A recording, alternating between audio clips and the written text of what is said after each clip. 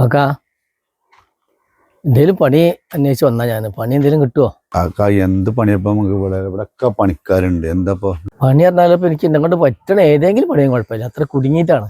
ഇപ്പൊ നിങ്ങള് പണി തൽക്കാലം പൈസ വേണമെങ്കിൽ ഞാൻ തരാം. അല്ലാതെ ഇപ്പൊ നിങ്ങളിപ്പോ നിങ്ങൾക്ക് എടുത്തിട്ടുണ്ടെങ്കിൽ പൈസ പറ്റി കഴിഞ്ഞാലും നമുക്കൊരു ബുദ്ധിമുട്ടല്ല. മറ്റേ നിങ്ങളിപ്പോ ഒരു 10-500 നന്നാക്കിയ തൽക്കാലത്തിന് അതോട് കാര്യമില്ല. എനിക്ക് എന്തെങ്കിലും ദിവസം പണി വേണം.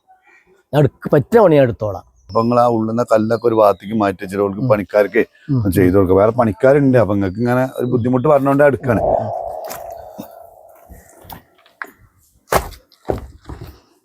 അല്ല ഉണ്ണേ ഇന്ന് പണിക്കാരൊന്നുമില്ലേ?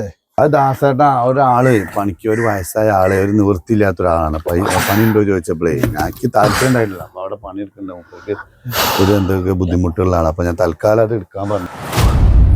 ആവൂല പഠിച്ചവനെ ആവൂല. എന്താ കാക്ക ഞാൻ അപ്പളെ പറഞ്ഞാൽ പഠിച്ചമ്പരാൻ എന്താ പറ്റി? എന്താ സുഖമില്ലാതാ? ആശുപത്രി പോണോ? ഉണ്ണെ വെറുതെ വണ്ടി വെക്കി നിക്കണ്ട. നീ പറ്റി കഴിഞ്ഞാൽ ആൾക്ക് ആളുമാളൊക്കെ ഉണ്ടാവും.